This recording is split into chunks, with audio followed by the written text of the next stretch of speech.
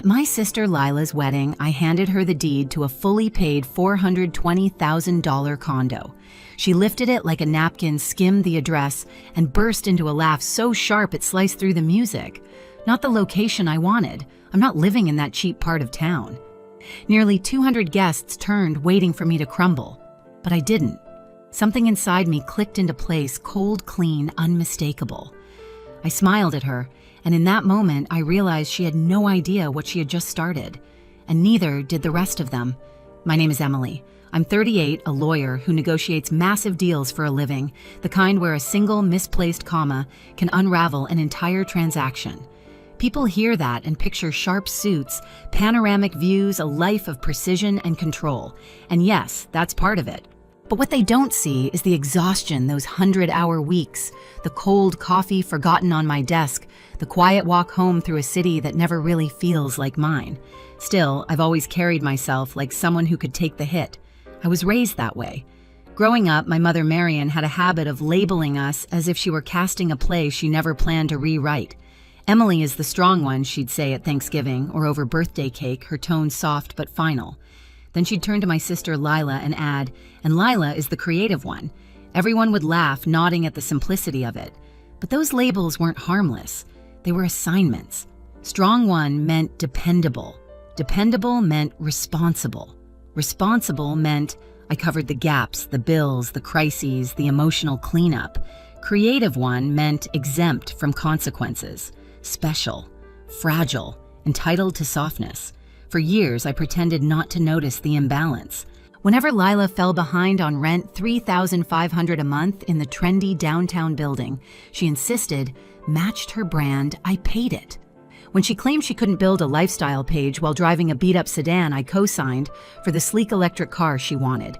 When she needed retreats, coaching sessions, photography packages, costing tens of thousands total, I transferred the money before she even asked twice.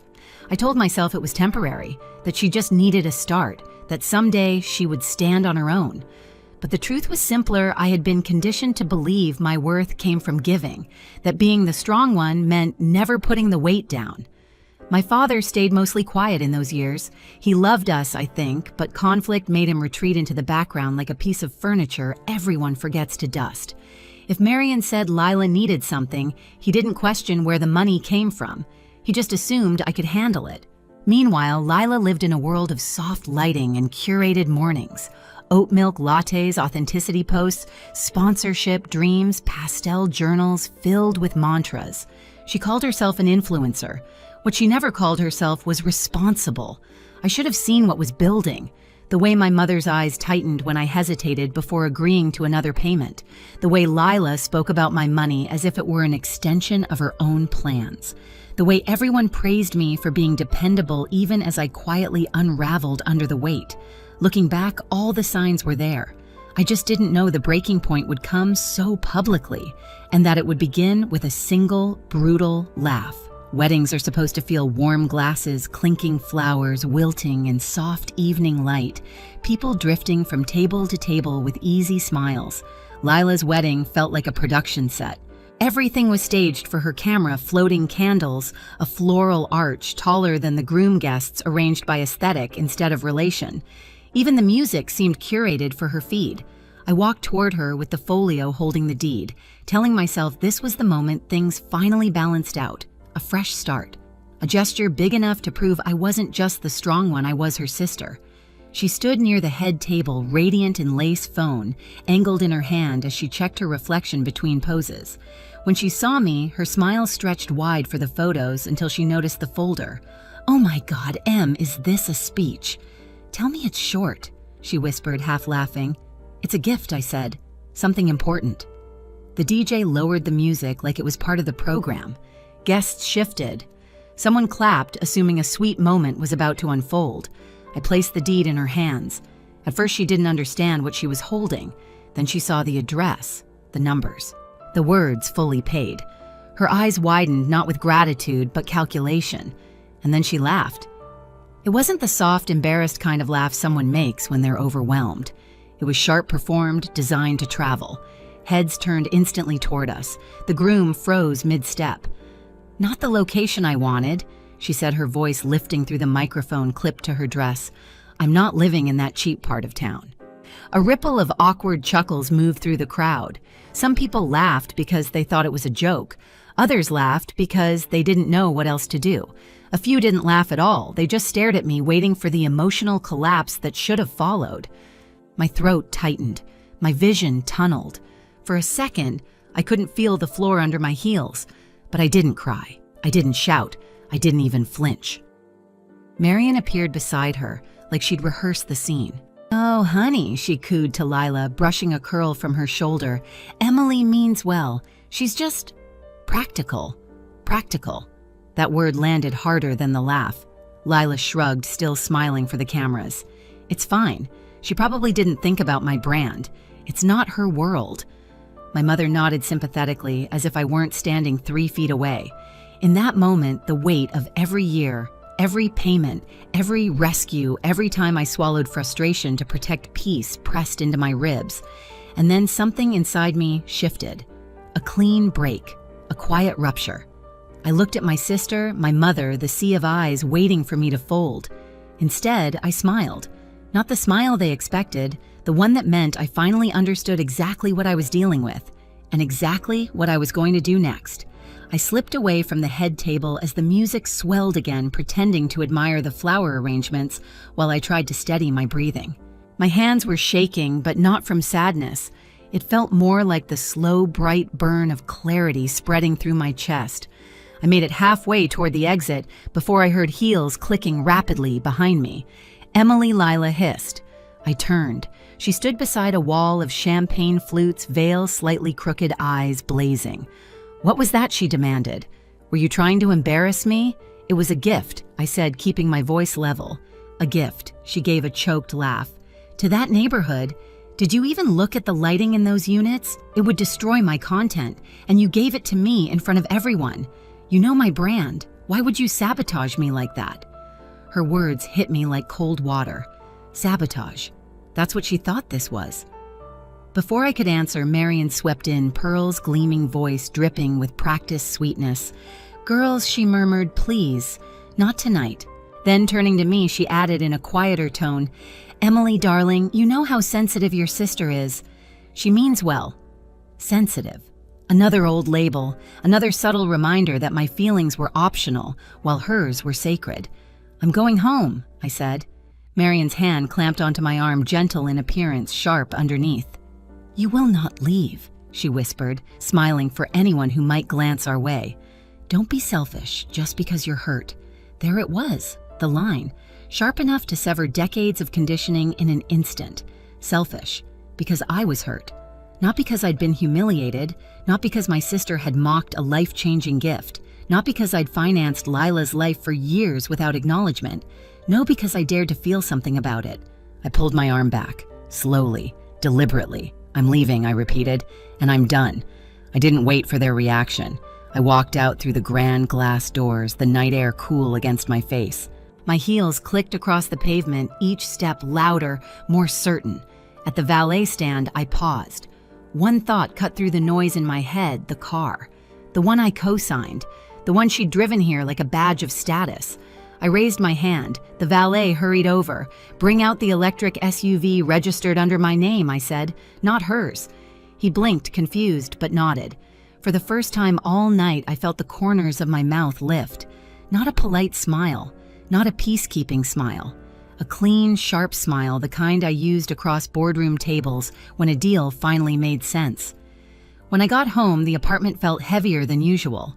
I turned on one lamp, kicked off my heels, and walked into the kitchen. That's when I saw it, an envelope slid under my door, my name written in a familiar shaky script. Inside were documents, printouts, plans, and a note that made my heart go still.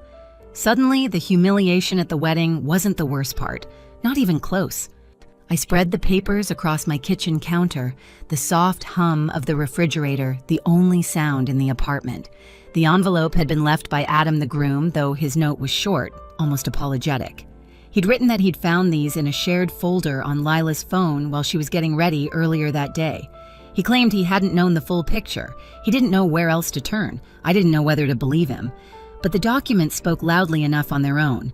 bullet points, estimates, deadlines, a neat list titled Future Support from Emily, projected payments for Lila's upcoming content evolution, a request for a more expensive car upgrade, a timeline for an eventual real house with a suggested down payment I was apparently expected to cover. Numbers were rounded, but they were enough.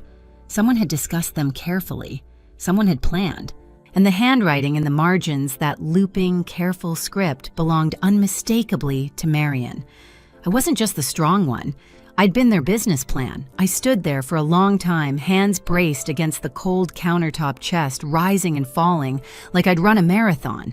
The humiliation at the wedding had been a blow, but this was the knife. Premeditated, organized. A system I had been born into without consent. And for the first time in my life, I wasn't emotional. I was lucid, clear. Focused the way I was on the 50th floor when a billion-dollar deal needed closing. At 7 the next morning, I made coffee, strong, bitter grounding. I sat at my desk and began dismantling the financial structure I had been holding up for years. Step 1. I opened my banking app, found the recurring transfer for Lila's rent, $3,500 every first of the month, and canceled it.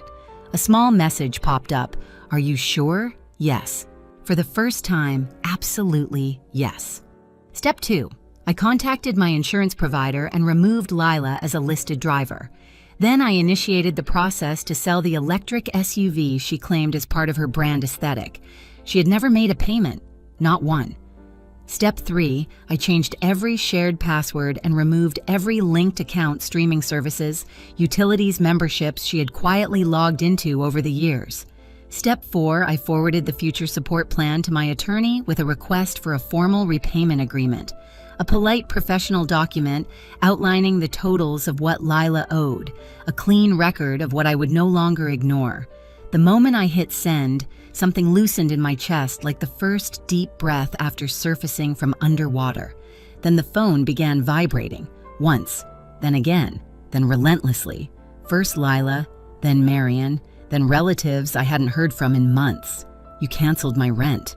How could you do this right before my honeymoon, Emily? Your mother is upset. Please call her. You're humiliating the family. Each message more frantic than the last, each one laced with entitlement. I didn't respond. Instead, I sent one message into the family group chat, a single photo of the future support plan, the one with Marian's neat handwriting and Lila's excited annotations. Then I put my phone face down. Silence fell like a dropped curtain. At noon, my office line rang. Not my cell, the office phone reserved for urgent deals or senior partners.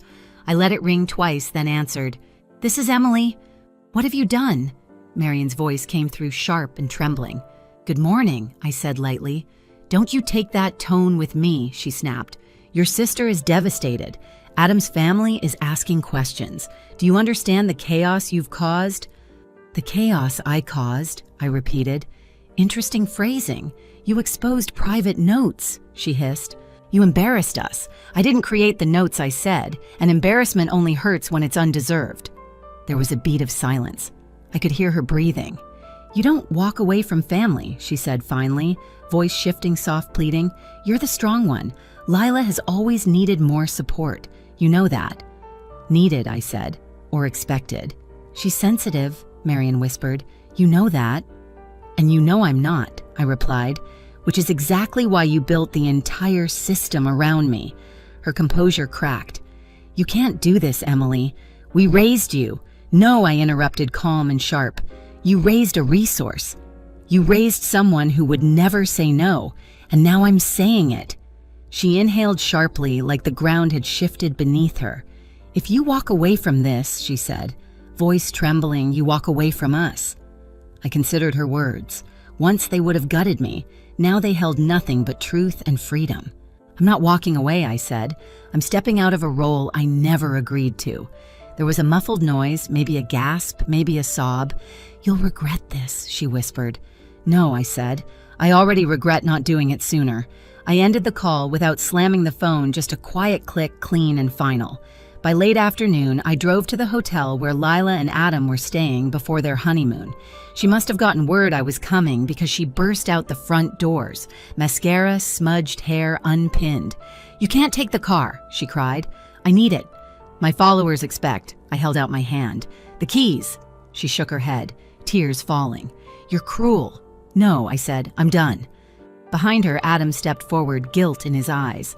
I tried to tell her, he said softly. I nodded. "Take care of yourself, Adam." Lila dug through her purse with trembling hands, slapped the key fob into my palm, and stumbled back as if the act physically stunned her. People watched from the lobby. Some whispered. Some pretended not to look. I didn't care. I walked past all of them, keys dangling from my fingers, sunlight glinting off the metal. It didn't feel like revenge. It felt like equilibrium, like the first honest step I'd taken in years. And as the elevator doors closed behind me, I realized something else. This wasn't the end of the family I grew up with. It was the beginning of the one I chose for myself. A week later, the condo I'd gifted, then reclaimed, found new life. A colleague mentioned his daughter and her partner, both medical residents, exhausted from overnight shifts and desperate for a safe place near the hospital. I offered it to them at a lower rate than I could have asked. Their gratitude felt nothing like the demands I'd grown used to. It felt clean, human. The electric SUV sat quietly in my garage, stripped of its symbolism. I drove it on a Sunday morning, windows down, letting the air wash away the last traces of Lila's perfume. Back home, I stepped onto my balcony with a cup of coffee. For once, it was still hot. The city felt different, wider somehow, as if I had space to breathe again. I wasn't the strong one or the responsible one. I was just a woman who finally set something heavy down. And the quiet didn't feel empty. It felt like mine. If there's one thing I learned, it's this. No is a complete sentence, and boundaries aren't cruelty, they're survival. Walking away from a role I never agreed to didn't break my family. It revealed the truth about it. If any part of this felt familiar, tell me your story in the comments, and subscribe so you don't miss the next chapter. You're not alone in this.